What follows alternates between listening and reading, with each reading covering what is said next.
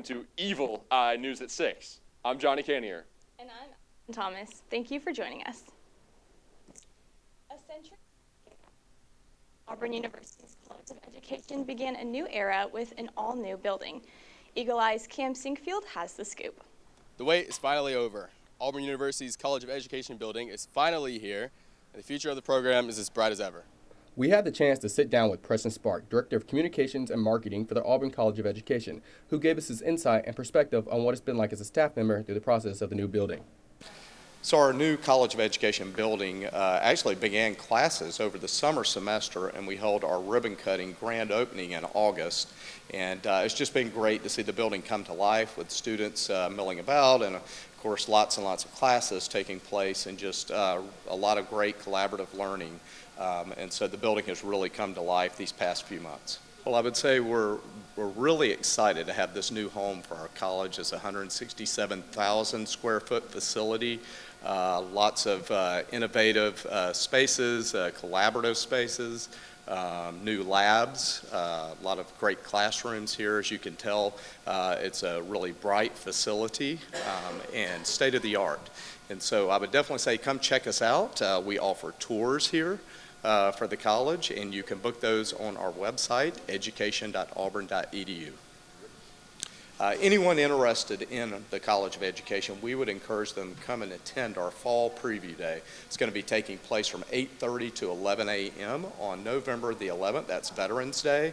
And really, you'll get a nice sampling of everything that our college has to offer. You'll get to meet with representatives of our units, of various other services provided by the college, as well as Auburn University. So come visit us and learn more about the college at our upcoming event. For Eagle Eye TV, I'm Cam Sinkfield. It's exciting to see our campus growing. Thanks, Cam. Hurricane Melissa caused extensive damage to homes, hospitals, and schools in southwestern Jamaica. But the full extent of the damage is unclear, with it being hard to get to. CNN's Derek Van Dam has more from Kingston. Damaging winds are subsiding in Jamaica, but now it is a race against time to get the critical aid to the hardest hit areas, especially over the western parts of the country where major Hurricane Melissa made landfall. The Prime Minister actually declaring the entire country a disaster area to prevent price gouging, and we have hundreds of thousands of people without power. And as of late on Tuesday, internet activity and connectivity actually dropped to just 30% of normal levels across the entire country. Now, the threats still remain, even though the storm has moved well offshore. Mudslides, landslides, and even an additional 3 to 6 inches of rain. That's a half a foot of rain potentially in the mountainous terrain across this region. So vulnerable, so susceptible to landslides and that flash flooding as well. We're going to see, once we get first daylight, what the true scope of the damage is, as will the residents of this beautiful island nation. They're going to wake up to a very, very different country after what will go down in the record books as the strongest storm to ever strike Jamaica in its modern record keeping. CNN meteorologist Derek Van Dam, Kingston, Jamaica. Thank you, Derek. Last Wednesday, October 22nd, UPC held a How to Train Your Dragon watch night at Plainsman Park. To increase attendance, cupcakes and free plushies have been added to the event. These new additions were handed out to the numerous students that were in attendance. Before the show began, UPC created a series of quiz questions to help the audience stay entertained, which were presented on the Plainsman Park Jumbotron. The event had a significant turnout, with most of the middle section of the stand filling out with excited moviegoers. We were able to catch UPC's director of film, Jasmine Lopez, for an interview. So we wanted to do a live action. It was either Lilo and Stitch or How to Train Your Dragon, and we saw How to Train Your Dragon had a better attendance and better ratings than Lilo and Stitch, so that's how we went to picking Lilo. To learn more about upcoming UPC events here on campus, you can visit the Campus Labs website, auburn.campuslabs.com/engage. With one holiday card at a time, Lead Auburn aims to make a Veterans Holiday more special, even when they're away from family. About 100 students came together to make their very own holiday cards for veterans in a holiday card event held by Lee. Many wrote the cards to someone personal in their life, and many wrote to a stranger. But it's all to show their love for what veterans do. Miranda Shapiro, Director of Experiential Learning at Lead Auburn, was influenced by the military background in her family. Personally, I come from a military family, so this has a special place in my heart just because I know how hard our veterans work, especially during the holiday season where sometimes they can't be with their families. So as a Director of Experiential Learning for Lead Auburn, I'm responsible for planning 2 service events each semester, and when I was given the opportunity, I just knew I had to do something for veterans. After the break, you'll get a weather update from Eagle Eye's Kayla Dudinsky. You're watching Eagle Eye News at 6. We'll be right back.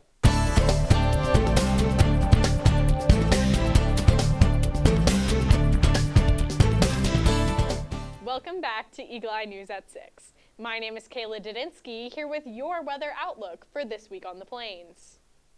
Tomorrow marks the end of October, but more importantly for Auburn students, it's Halloween. May your costume be warm and your candy basket full, because tomorrow has a high of 64 and a low of 39, with sunny skies during the day. Sunset will be around 5:30 p.m., with temperatures falling to the mid to high 40s by 10 p.m. Saturday holds sunny skies with a high of 67 and a low of 40. With kickoff against Kentucky at 6:30 p.m., Auburn fans can expect temperatures to start in the mid-50s and creep down to the high 40s by the end of the night. After a jam-packed weekend, it'll be nice to get an extra hour of sleep. Remember that daylight savings time ends on Sunday, so set your clocks back an hour Saturday night. On Sunday, we'll have partly cloudy skies, a high of 64, and a low of 46. Moving into next week, we're seeing a slight rise in temperature, getting our highs out of the 50s and 60s and into the low 70s. Lows will remain in the mid to high 40s. With no potential for rain, expect sunny skies as we move into November. And that's all for this week's weather on the Plains. Don't get spooked. Coming up, Allison and Jonny have your national news update over at the desk. I'm your weather anchor, Kayla Dudinsky, and you're watching Eagle Eye News at 6. Don't go anywhere.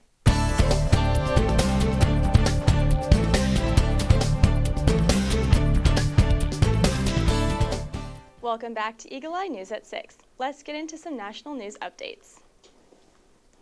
On Thursday in South Korea, President Donald Trump has his first face-to-face meeting in 6 years with Chinese leader Xi Jinping. For months, the global economy has been roiled by tit-for-tat mounting tariffs, export controls, and other penalties. The U.S. and China have facilitated between escalation and negotiation in their trade wars. Reed Binion reports. It's a great honor to be with a friend of mine, really for a long time now, if you think about it. President Donald Trump speaking at the start of a high-stakes meeting with Chinese leader Xi Jinping Thursday in South Korea. President Xi is a great leader of a great country, but he's a very tough negotiator. That's not good. Following the meeting, the president spoke to reporters on board Air Force One as he traveled back to the U.S. We're in agreement on so many elements. Trump said they reached a trade deal and agreed on, quote, almost everything, including soybean trade. Large amounts, tremendous amounts of the soybeans and other farm products are going to be purchased immediately. The president also said he is reducing his fentanyl-related tariffs on China. I put a 20% tariff on China because of the fentanyl coming in, which is it's a big tariff. And based on his statements today, I reduced it by 10%, so it's 10% instead of 20%. And Trump said he and Xi resolved the issue of China's export controls on rare earth supplies, which are essential for making almost all high-tech products, from iPhones to electric vehicles. I'm Reed Binion reporting. The meeting between Xi and President Trump came at the end of Trump's 5-day Asia trip. Trump said a packed schedule meant he was unable to talk with North Korea's Kim Jong during the trip, but would be willing to come back to the region for a meeting in the future. The president previously said he was open to extending his trip to meet with Kim. President Trump also announced a remarkable military deal with South Korea on Wednesday. Trump, in a social media post, said he had given South Korea permission to build a nuclear submarine in the U.S. According to Trump, it will be built in Philadelphia. South Korean President Lee Jae-myung said had said earlier that he planned to ask Trump for fuel to power nuclear submarines. He never said anything about building them in the U.S. Right now, South Korea only has diesel-powered subs. The country wants nuclear-powered ships to keep up with China and North Korea. In the past, U.S. policy has been to discourage South Korea from building nuclear subs to try to limit proliferation. Shifting gears towards the Northeast, Vermont lawmakers are stepping in to fund 2 weeks' worth of the state's 3 Squares Vermont Food Assistance Program. The legislature's vote comes 1 month since the government shutdown began, and just a few days before the SNAP benefit freeze is set to begin. Calvin Cutler was at the State House Wednesday night, where lawmakers and the governor set aside millions for Vermonters in need.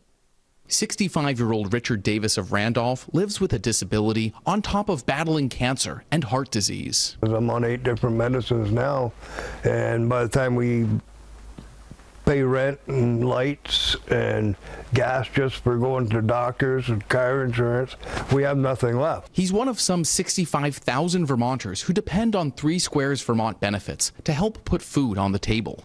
Even then, he says the rising cost of groceries is taking a toll. How do you make it work?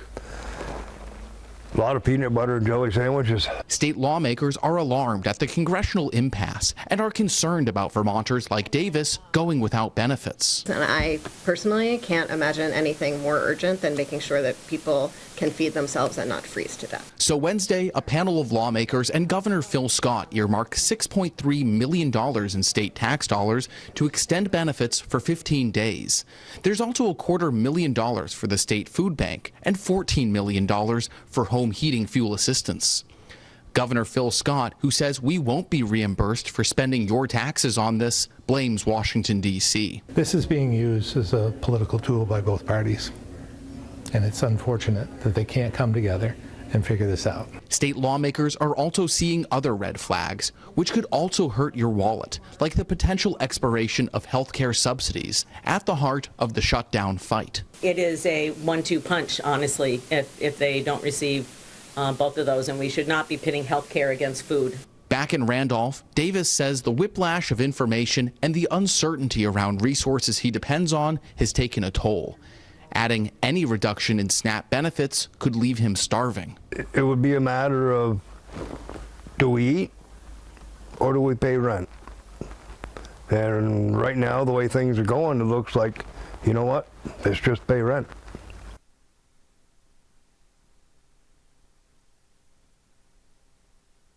Vermonters in the program are expected to only receive half the amount of aid they normally would receive, and it would be delayed, arriving by November 7th. If the shutdown is still ongoing in 2 weeks, lawmakers will reconvene to pass more SNAP funding. Moving out west, a federal trial is underway that could decide the future of National Guard troop deployment in Oregon. On Wednesday, a surprising admission from the Department of Justice arose.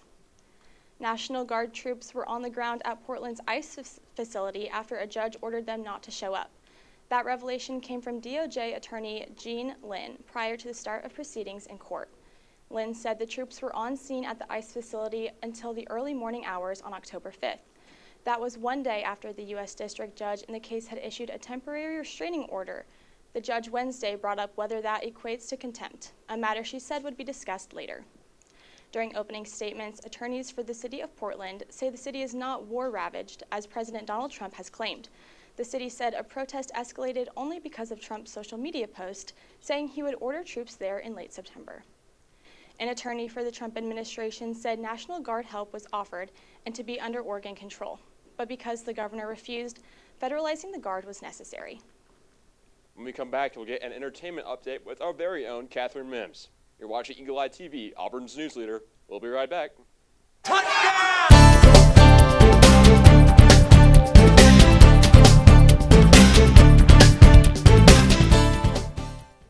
Welcome back to Eagle Eye News at 6. I'm Kathryn Mims here with your entertainment update. Let's jump right into it. Halloween is just around the corner, and who isn't excited? Haunted houses are a fan favorite, and this one in Colorado is drawing attention for its inclusiveness. The haunted house is located in Colorado Springs and was created by Kevin Holt. It is perfect for the neurodivergent community with its accessible design. Kevin has provided a fun Halloween experience for everyone to enjoy. It's all the work of Kevin Holt in Cascade. They all stand in front of the house and they all collectively say, "Thank you, Mr. Kevin." And it just melts my heart.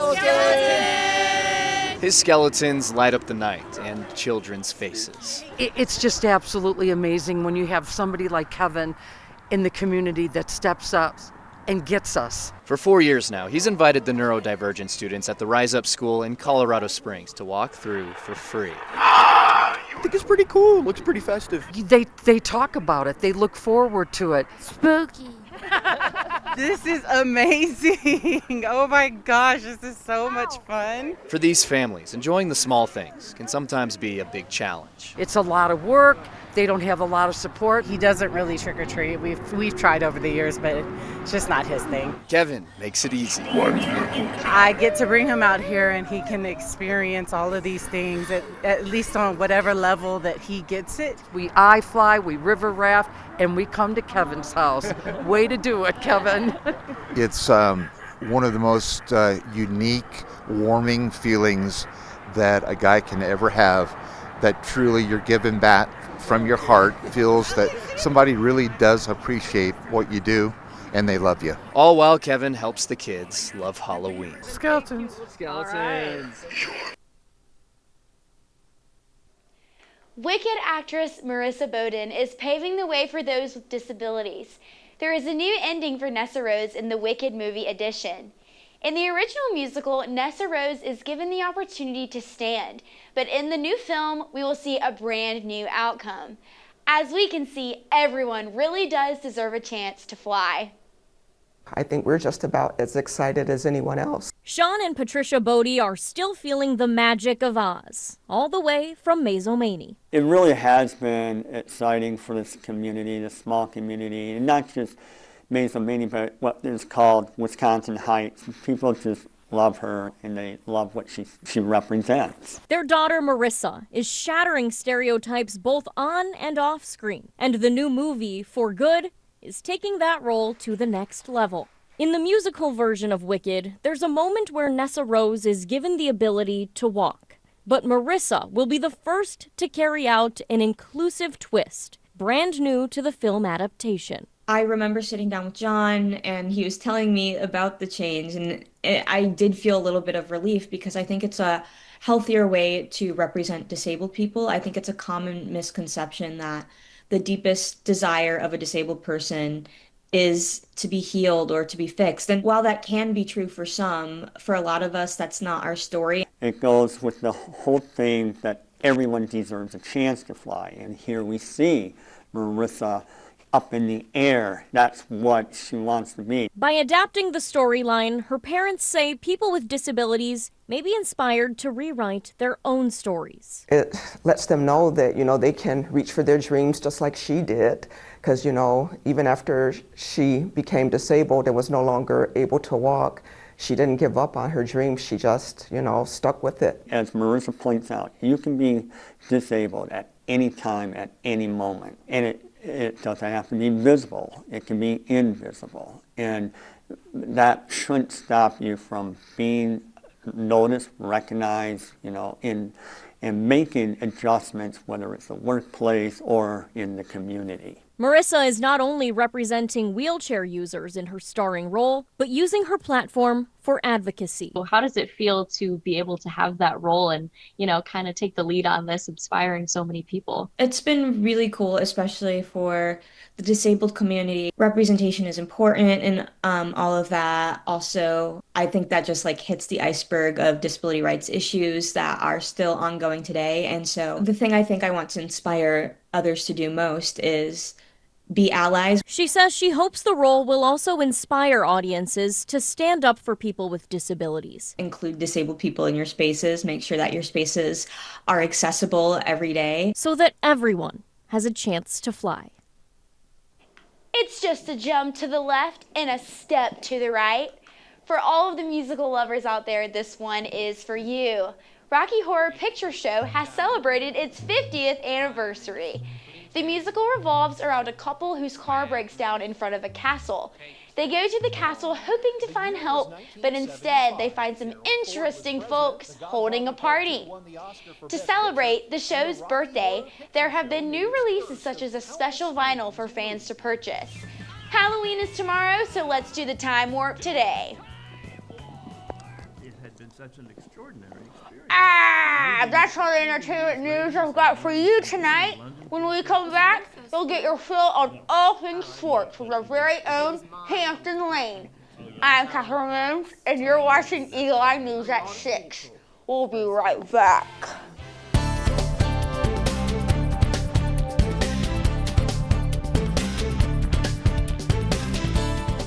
Welcome back to Eagle Eye News at 6. I'm Hampton Lane. I'm with your Auburn Sports Update. Let's jump right on in. Now, soccer pulled to an SEC record 7th draw against Missouri last Sunday, 1-1 in their last regular season game. Due to the draw, they needed A&M to lose or draw to advance to the SEC tournament, and they did exactly that, with an 0-3 loss to Kentucky later that day. The Tigers will continue their season into the SEC tournament this weekend as they play against LSU Sunday. Now, from the postseason to regular season, the Tigers won their first SEC game last Saturday, defeating Arkansas 33-24. The defense showed up late in the fourth quarter, coming up with a couple turnovers, including a pick six by Rayshawn Pleasant, to put Auburn up 24-7. Xavier Atkins also had a huge game, securing 8 tackles along with 2 sacks, earning him the SEC Co-Defensive Player of the Week. The defense wasn't the only ones to have a big day, as Alec McPherson went 6 for 6 on field goals. A huge confidence booster after his performance against Missouri. Auburn's next game is late next Saturday, as they will be playing in the 6:30 primetime slot against Kentucky, as there might be a new starting quarterback for your Auburn Tigers, as Ashton Daniels came in for Jackson Arnold Saturday. And if you missed it, Auburn took on the Savannah Bananas in probably some of the coolest jerseys I've ever seen. These jerseys weren't the only cool things that your Auburn Tigers were wearing that night, as Bub Terrell was spotted sporting a banana costume before the game. The exhibition followed the banana ball rules, as I believe the Bananas won in extra innings. The Tigers, though, will continue their fall ball stint in a couple of weeks on November 8th at Kennesaw State. More Auburn basketball will come this week, as Auburn will take on Memphis in State Farm Arena in Atlanta, Georgia, at 7:30 tonight. That will be their last preseason game, as Bethune-Cookman will come to town next Monday, November 3rd, for a tip-off on the Plains. That's all I have for you tonight. When we come back, you'll get a business consumer update from Jonny and Allison at the desk.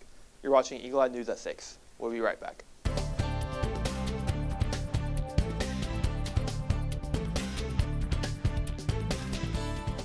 Welcome back to Eagle Eye News at 6. There's some monkeying around in East Mississippi, and it was a little scary for residents. Monkeys are still on the loose after a trailer carrying them overturned Tuesday. They were among nearly 24 rhesus monkeys on their way to a testing facility in Florida. Teddy Reedy spoke with residents about the situation and the misinformation they heard. Tonight, those living in the small town of Heidelberg are living with the reality that 3 aggressive monkeys were on the loose after the trailer carrying them turned over. Yeah, I thought it was a joke at first.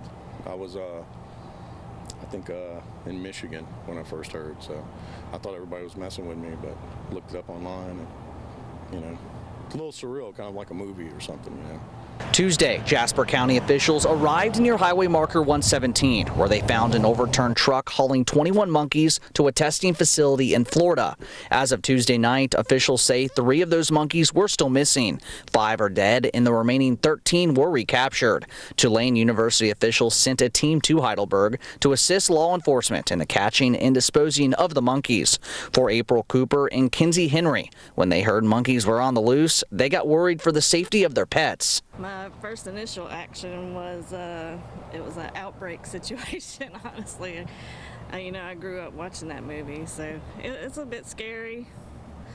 So we just kept our dogs inside and Yeah, that's the main thing. We've got animals. Yeah, just hope for the best.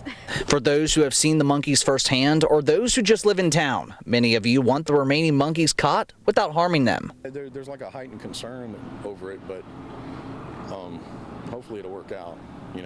There's enough crazy stuff going on right now. This is probably something we don't need on top of everything else. Hopefully they catch them, I heard they had to put quite a few of them down, but hopefully that doesn't have to happen. But. It was originally reported by the Sheriff's Department that these monkeys were carrying infectious diseases. Now Tulane University officials did clear that up, releasing a statement saying none of the monkeys are infectious. From Heidelberg, Teddy Reedy, 3 on your side. Thanks, Teddy.